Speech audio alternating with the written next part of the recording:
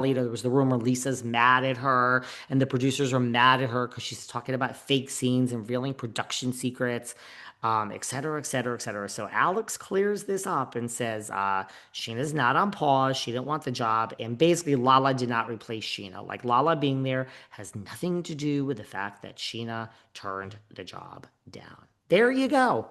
Smart decision to have Alex Baskin on the podcast, my little friend Scheana Shay. You know what we haven't talked about? Potomac. RHOP. What do you guys think of Potomac? We are one episode in. I gotta tell you guys, I didn't hate it. I liked it. I liked it.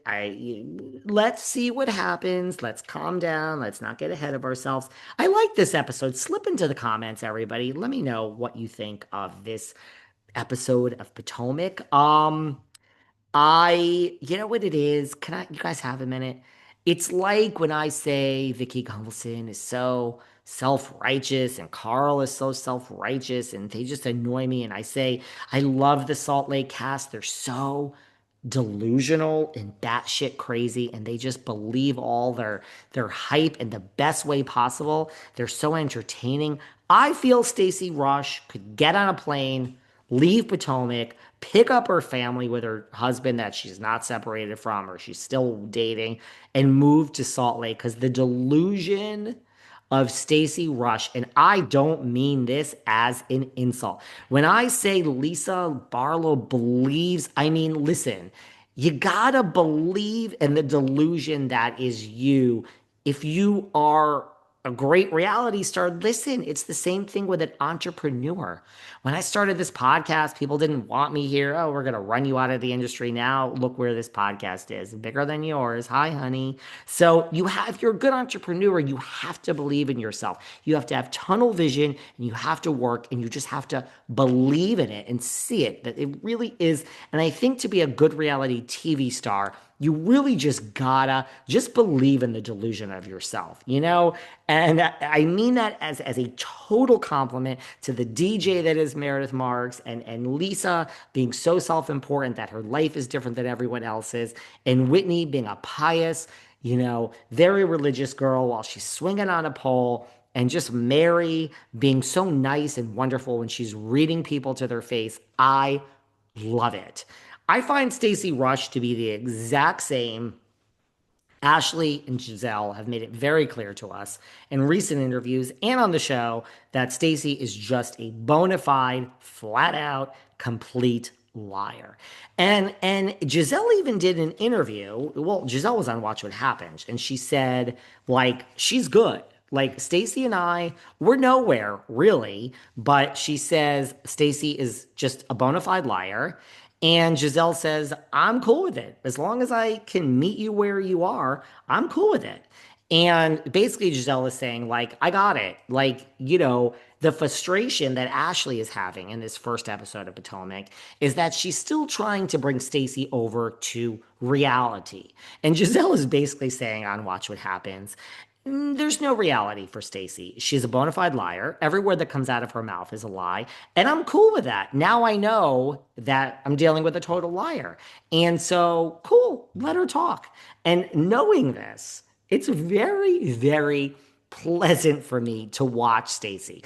Again, this scene between her and Ashley, and yes, they say her breath stinks. Giselle said her breath stunk on God, this woman, you know what? You guys are going to get fucking Stacey an Altoids commercial. You're going to get her a Listerine commercial. You're going to get her a Tic Tac commercial. Someone go endorse Stacey from this, right? Wendy's went and did it with Barlow. I mean, listen, Stacey, girl, I don't know what team you have, but really someone is going to give you an endorsement for your breath and for fresh breath. Really, I'm being really serious, but it's funny. And Giselle said it on Watch What Happens. It's true. But I just love that Ashley's talking to her and she's like, Stacey, It's all lies. And we're breaking the fourth wall, even in the first episode. And we're learning, like, Gizelle says, I saw the documents. Like TJ, her fake boyfriend last season that she paid or signed up to pay for being her fake boyfriend. She didn't pay him all the things she owes him. And now he's suing her. And it's just like, I love when a fourth wall is broken. I love it. How it is, again, a double standard. I mean, we don't fire Ramona when she uses all sorts of words until we do, but we fire Stassi because it was a different time of year. And we fire Jenny N from Salt Lake because, she's a throwaway housewife and she's not, Lisa Barlow. I don't know how we get rid of Avantis because she had a burner account, which basically she hid from producers. So that's kind of turning the production element on its head and saying, I got ya, I pulled one over on you. I don't know how paying someone to be your boyfriend who is not your boyfriend and actually offering money and having a legal agreement. And then I don't see how that doesn't chastise or say fuck you to the production, the authenticity of the production process any more than Von Teese, right? Now, I guess the difference is the other girls wouldn't film with Monica again, which I also don't like. I don't like an ice out. You guys know that. But I mean, Monica kind of had to go because it's like, I pulled this over the producers. And what type of background checks do you do?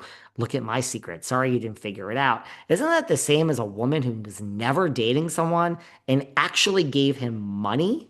And had a contract and isn't that also like pulling things over and saying I lied about my entire existence season 1 to the point that I actually had someone film with me and I was paying them. I made up an entire relationship and storyline. To me, that says fuck you to the authenticity of the casting and production process as much as Monica Garcia. I don't know how Monica is like the devil and how that is okay. Again, it's a double standard.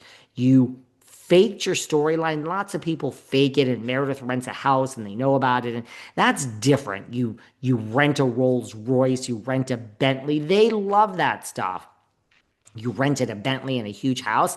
That only helps the show because they want to show you with extreme wealth. But you actually rented a human being and it was a fake relationship. How is that not a fuck you to production?